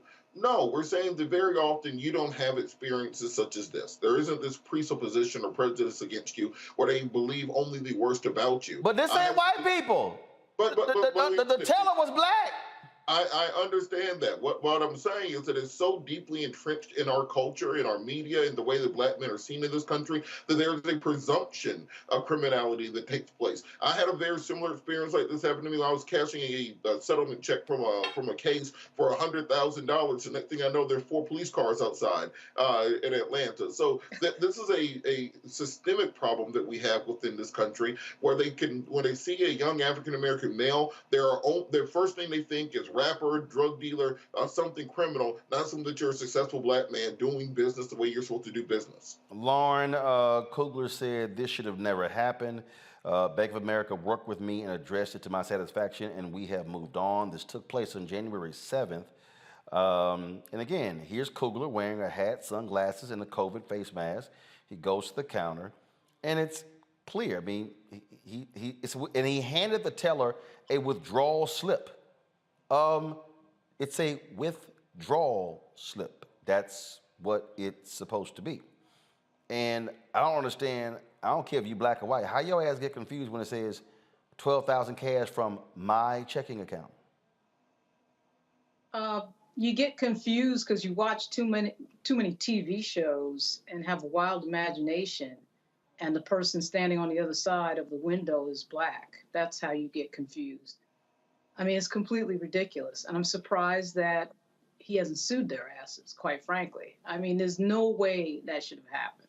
So this is too funny here, Lauren. This is too funny. I'm reading the Variety story. The teller misinterpreted the situation as an attempted robbery when the amount of the transaction exceeded $10,000 and triggered an alert notification from Coogler's bank account. The teller then informed her boss that she suspected it was a robbery attempt, and together they called the police. Lauren, how hard is it to say, sir, could you please present your identification? He probably presented it. I mean, most people, I had a large transaction about a year ago, and a similar, it wasn't a similar thing in terms of they call the cops, but what I found is that any transaction at a bank involving a black person over $5,000 to $10,000 is cause for alarm, apparently.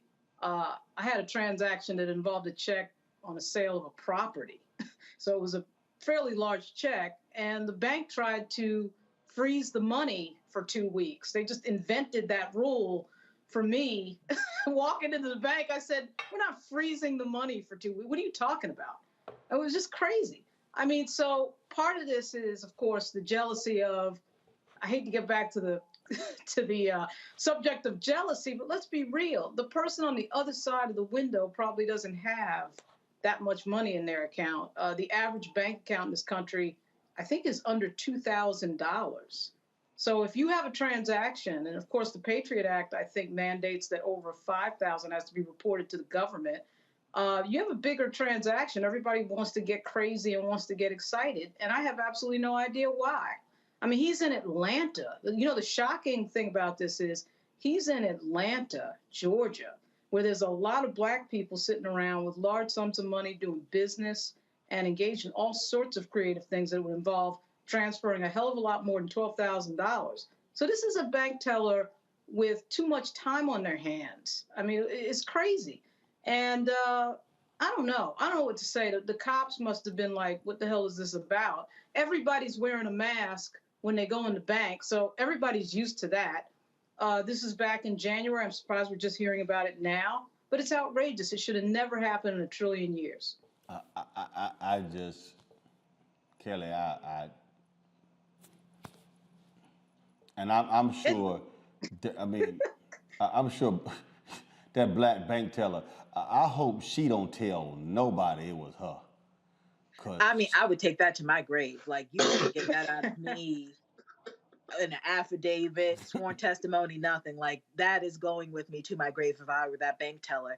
Not just because I put a black man's life in danger. That's enough. But I don't know who Ryan Coogler is. Like, we missed that part. How do you not know who Ryan Coogler is? Especially, like, the Black Panther movie, Chadwick Boseman, all the things, Fruitvale Station, just like the blissful ignorance of it all is astounding to me. But that aside as well, why would you want to count $12,000 at the counter? That just does not seem safe to me anyway. So for me, him asking the teller to do that, I would have thought that's protocol. I mean, I'm not balling like Robert and just has six-figure deposits all willy-nilly. So I don't know those things. I'm not at his level yet. I'm going there, praise God. But until I get to that point, I don't know these things. So $12,000 at the counter when you got people behind you, that seems more unsafe than to go in the back and be in a more secure environment to count the money. So it's just messed up on so many levels. But primarily, how do you not know as a black person who Ryan Coogler is? Well, first of all, look, I mean, Ryan ain't the most public person. He's not. He doesn't do tons of interviews, so it's very easy not to know who the hell Ryan Coogler is. It's not. The problem I have, though, is that, look, transactions happen in banks every single day. Right. This is real simple. You come up, you present a slip, you ask, this is what I want. They check to see if the money's in the account. You turn over the necessary identification to get your money, and then they hand you the money. That's it. Real simple, not hard at all. So yeah, Bank of America, y'all screwed up big time here. All right, folks, I'm gonna go to a quick break. We come back, we're gonna talk for our Tech Talk segment with an entrepreneur about her unique concept when it comes to government, dollars, getting paid. You're watching Roland Martin Unfiltered right here on the Black Star Network. Glad I ain't got a Bank of America account. When did the damn woo-woo song just become like stupid crazy? I came home and I'm playing it around the house, and my daughter was 3. Tiffany was 3 years old at the time. So I'll tell you how long ago. Yeah. And she kept walking by singing woo-woo. And she said, Dad, I love that woo-woo song. And I'm like, you can barely talk. That's not the woo-woo song. It's called You Should Be Mine. No, it's the woo-woo song. I called the songwriter and I said, my daughter said, this is the woo-woo song. And they said, well, maybe she's right. So they kind of named it the You Should Be Mine, but in parentheses, right, called the woo-woo song, right? Wow. So the record company went out in the street with microphones in the city and had people sing woo-woo-woo. And people were going crazy over just singing, can you woo-woo-woo? And that song just blew up. And from then, now people are calling me the woo-woo man. I'm like, the woo-woo man, exactly.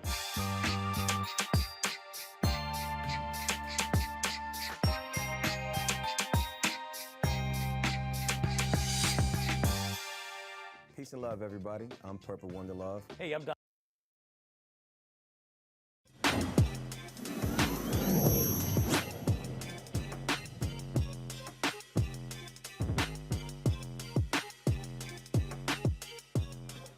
All right, y'all. A Black-owned government payment platform has created a space for people to clear their debts without penalties. Promise partners with government agencies to help those with financial struggles pay off government debts. To explain how all of this works, the CEO and co-founder of Promise, Phaedra Ellis-Lampkins, joins us from Oakland. Phaedra, how you doing? Good. I'm so happy to be here. Thank you. All right. So tell us, what's this Promise all about? Promise is a way for people who have government debt to get interest-free installment plans. So the easiest way to think about it is you can't pay a water bill and you're able to say, I can't pay it. And instead of having your water shut off, you can take 6 months to pay it off and there's no interest. So when you say government debt, so this is a local, state, local, county, state, federal, are there any limitations? Excuse me. State and local government, so it's everything from water to child support to the criminal justice system.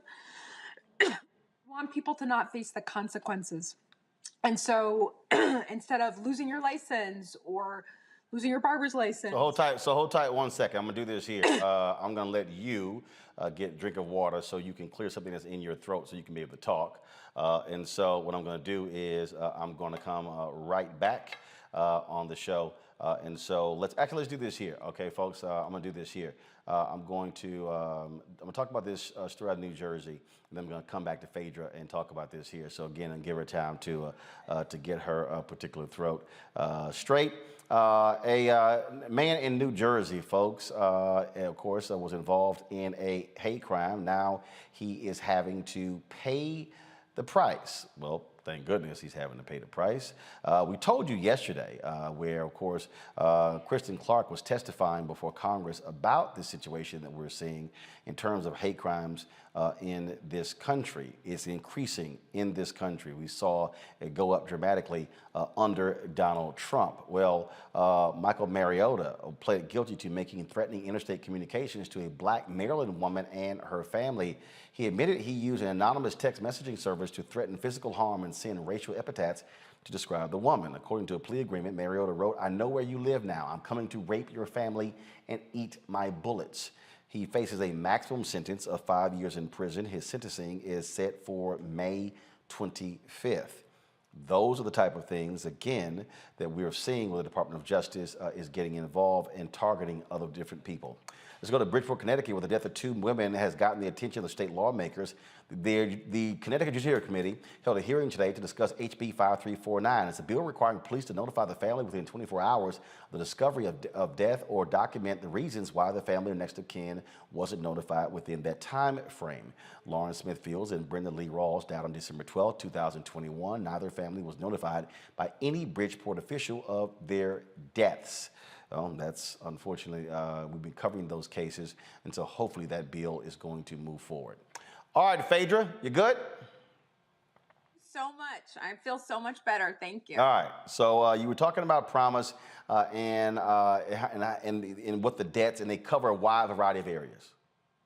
Yes. So we work with child support agencies, water agencies, and we basically say to them, rather than sending someone to collections or facing the consequences, that we should give people the time, and we provide software that allows government to offer interest-free payments. And so the same way that people who have money get to buy a Peloton interest-free, we think people who are struggling should have the same opportunities to have flexibility and not have consequences. So is there an individual limit for people to participate? There is not. The only requirement is that we have a relationship with the government, and that's everywhere from Louisville to Baltimore to Buffalo. And we work with those folks, but some people work with us in multiple places. And we find that's important because government debt has some of the most serious consequences. And so being able to offer that flexibility is critical. So if someone owes $500 or somebody owes $25,000, how do you determine if they get support? I mean, is there an approval process? There's not. And so some of our clients owe $25,000. You might have large buildings, or you have a business that was impacted by COVID. We work with the government agency. And so usually the requirements are that you're behind, and we have a 93% repayment rate. And the reason we have such a high repayment rate is because, you know, most people don't want to face the consequences. You don't want to lose your driver's license. You don't want your electricity shut off. But income changes. It's volatile. And so we recognize that not everyone has the same amount of money per month. And so we can give governments predictability, but we give people options. So we only limit it when people don't succeed. And but otherwise, we want people to have opportunity, and we think government should make it easy to pay their bills. Why would we make it hard for people to pay these bills? It doesn't make any sense, and to make it difficult. And in some cases, it used to be where you had to bring in your taxes, you had to come into an office to be able to put yourself on an installment plan. And that doesn't make sense, because for people who have money, it doesn't work that way. Panel questions, Robert. And so, where have you already rolled this out at, and what's been the response thus far when you reach out to partner with different agencies? Yeah, we're in places like California. We're in Alameda County, Marin County, Solano County, San Francisco, Long Beach, getting ready to try to work with Los Angeles. And so we're also in Cincinnati, we're in Milwaukee, we're in Richmond, Virginia, Alexandria, Virginia. So we're in pretty diverse areas. And the response is pretty good, because we're going to people and saying, you're behind. We want you to be able to make your payments and not face the consequences. And we see this a lot, get it now, pay later. And so we want that same flexibility for people. And so we've had a very positive response. We've been growing pretty rapidly because we can have a high repayment rate, give predictability to government, but also make the experience better for people who need support. Kelly. Are there plans, if it doesn't happen already? I'm looking on the website. I just want to make clear, is this in all 50 states? Are you able to serve all 50 states yet? And if you're not, what is the plan to do that so that everybody can get this kind of help? That's a great question. We're trying to go as quickly as possible. We're just limited by a sales cycle, how quickly we can onboard people. And so we're in most states, but not in every state. And it really requires that the government agree to work with us. And so part of what we've been trying to do is to put pressure on governments to say, we're in the midst of a pandemic. No one should be having their water shut off. Where the consequences are mostly Black and brown people. It is not acceptable that, when you look at the people impacted by losing their driver's license, it tends to be an entryway into the criminal justice system. And so we are not in every state, but in most states. Lauren? So is there any restrictions with regard to income? Like you serve everyone, whether rich or poor? And also you said Richmond and Alexandria. Obviously, Alexandria is pretty affluent and Richmond isn't. Are you, what has been, have you noticed that in the results with regard to payment, or has it mattered any? These affluent areas. What can you say about that? Thanks so much. It depends on where we are. In some places, we've seen traditionally affluent areas that have been impacted pretty significantly by COVID. And so people who were kind of one paycheck away from poverty have lost that paycheck. And we're definitely seeing a large group of those people. Our repayment rate tends to be actually very high with people who are low income. And the reason is because people just don't get treated with dignity, respect, and flexibility. And so the worst thing that happens if someone doesn't pay us is we send them back to the government. And so people appreciate that and have been very, very respectful and responsive. And we're rooting for people's success. And so we try to do something called self-attestation, which is where someone can say, this is what my income is, instead of trying to have someone prove it. And that's worked really well.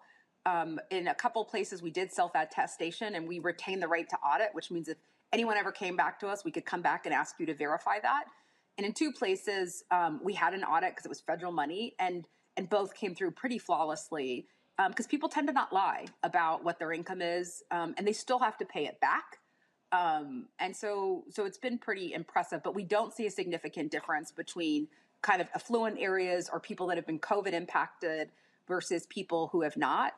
And a lot of what we see is seniors who are on a fixed income who have been trying to make decisions, as an example, every month, which bill to pay. So there's just not enough money to pay every bill every month. So we have to build payment systems that recognize that, right? There's just, people are struggling to make it. And we can't assume that everyone has the same amount of money every month. We have to build systems that recognize that income is variable and that people need support, and that the people who are struggling need it the most. All right, then. Phaedra, great idea, great concept, and we certainly appreciate you coming on the show to explain it. Happy to be here. Thanks so much for having me. All right, thanks a bunch. All right, folks, so we're going to close the show out today. Oh, Lord. Thank you. Take care. This fool out of Georgia. Now, I done already told y'all Vernon Jones is really just one of the dumbest people you ever seen in your life. I mean, dumb. He is a capper. So he used to be a Democrat. Now he claims he's a Republican. So he was not happy, y'all, recently when they had an event in Jackson County because he didn't like the damn speaking order. Y'all want to see a grown-ass black man show his ass? Here is this fool, Vernon Jones, out of Georgia. A couple other places around here, so good to have him here. Greg, I want to say this. Go right ahead. In all fairness, I want to say to people here, I came here because I'm sincere. I came here because I'm a fighter. I came here to earn your support. But I'm not going to be subjected to politics. Now, I was selected to be the second person. Mike Collins was supposed to go first. And you're all now trying to change. Let me finish. I'm going to finish this real quick, Vernon. No, I'm going to finish this real quick. This is my event. You're here as a guest. So they don't want me to tell y'all. You are here as a guest, sir. You're going to listen to what I'm going to say. I'm an hour and a half behind. I'm not making $1. Everybody's here because they want to watch people speak. Give your stuff. Let's go. As I said, they're playing politics. Because Mike, he wants to go second because all he does, everywhere he goes, he attacks me after the fact, and I don't have a chance to respond. I'm not going to play that game. He has called me some mean things. They actually tried to get my campaign manager tonight to go down and pull my name out of the hat. Let's have a drawing. No, we were told he was going first, and I'm going second, and that's what's going to happen. Now, let's not play politics. What you're here to talk about? I'm not going to do that. I don't play games like that. You know what the rules are. We all know what you So are. you're not going to do it now. Okay. In this case, boss, I'll make sure to let him know. I'm sorry this happened, but I don't play games like that. I'm here. I came here because I'm sincere about earning your support. He was supposed to look. You showed up after 7 o'clock when the speech started. So if you were here when your time slot was ready, enough. My time slot was 8:30. I was here before 8:30, and I was told well in advance that I would be the second person after Mike Collins. Now they changed the rules on me. Now if y'all don't think being fair is being fair, then that's fine. I'm not going to subject myself to this. That's not right. And he does have the right not to speak if he would like to, so don't hold against him. Robert, that's your boy from Georgia.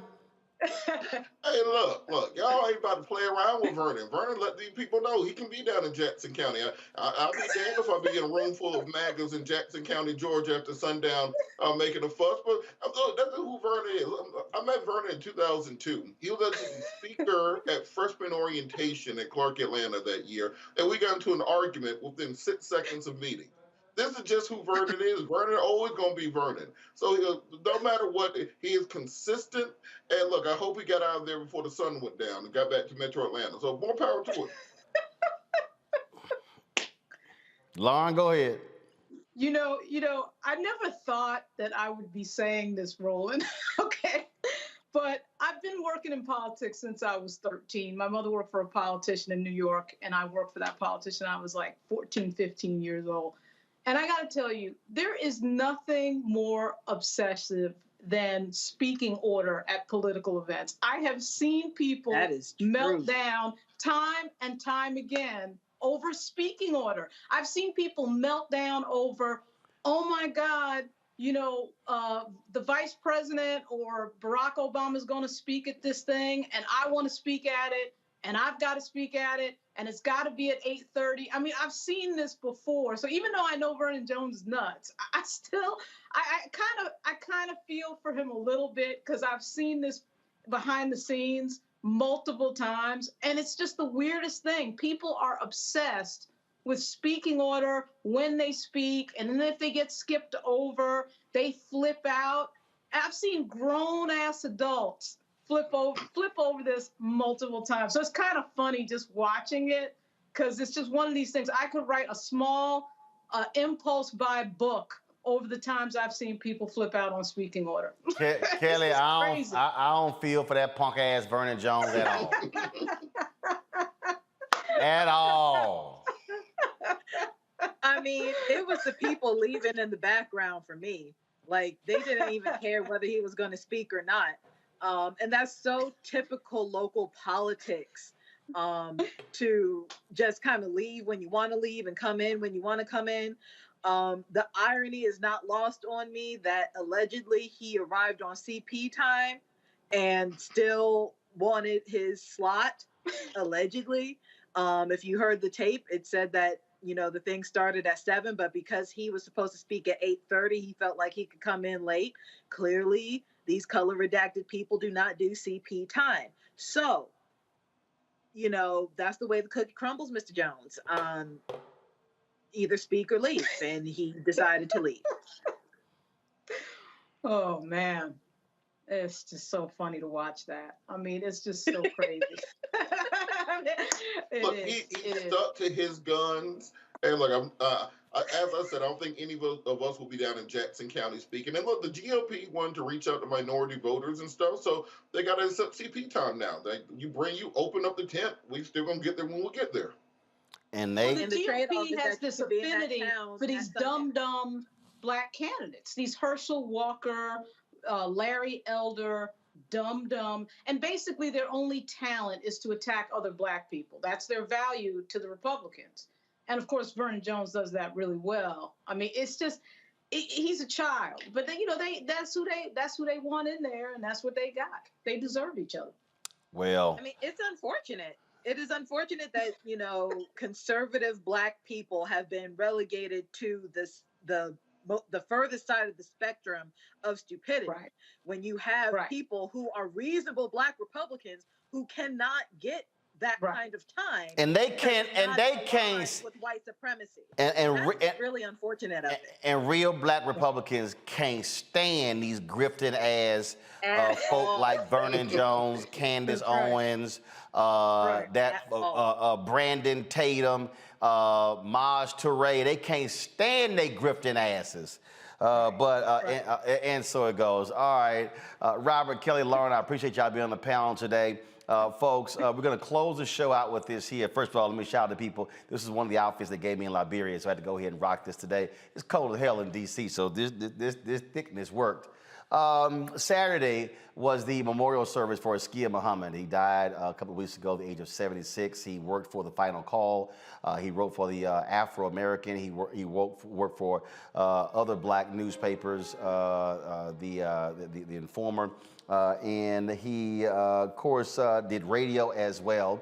And so there was an event at Busboys and Poets in D.C. on Saturday. I went by and said a few words as well. And there was a presentation that was done by Free Benjamin and Ayanna Gregory, who is the daughter of Dick Gregory. and they sang this original song here on behalf of our skier, and I wanted to close the show out today to again recognize him, and certainly prayers go out to his family, and share this with you. Certainly hope you guys enjoy it. You're watching Roland Martin Unfiltered on the Black Star Network. Take it away.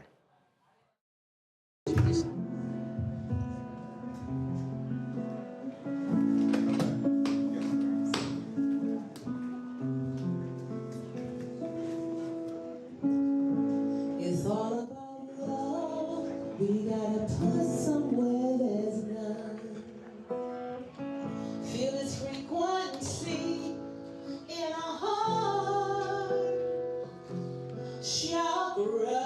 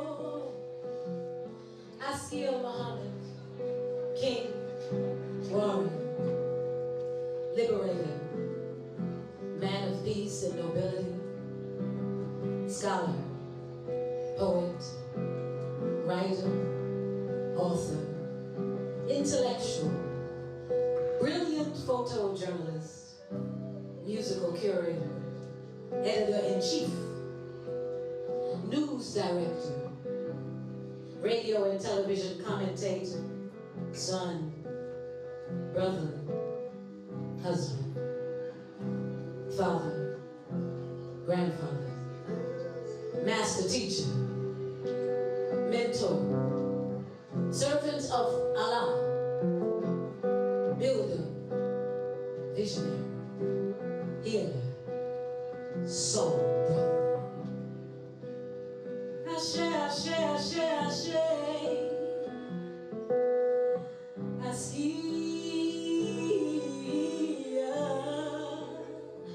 Your voice free as a bone.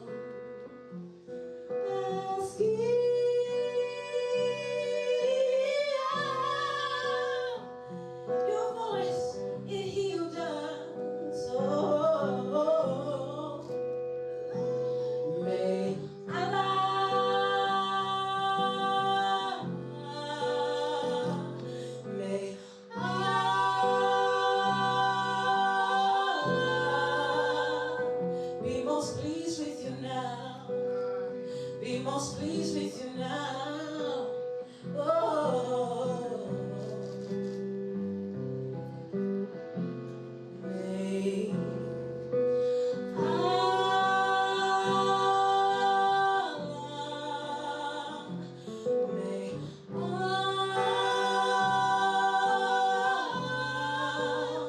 be most pleased with you now.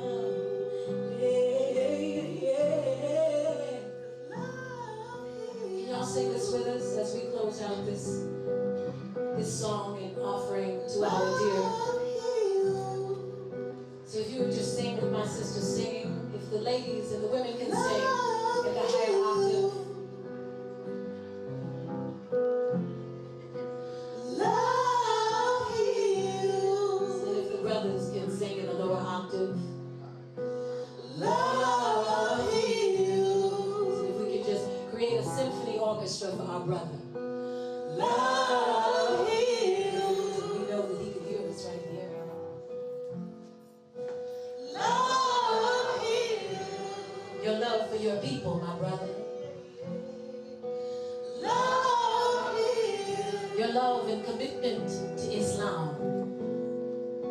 Love heals. Askia Muhammad, your love and commitment to your family. Love heals. Your love for truth and righteousness, it heals. Love heals. Your love for liberation, it heals. Love heals. Your love for integrity and compassion, it heals. Love heals. His love for Jan. Love heals. Your grace and nobility, my brother, it heals. Love heals. Your gentle but powerful presence. Love heals. Your commitment to your people and to humanity, Askia. Love heals. Your healing vibration, Askia.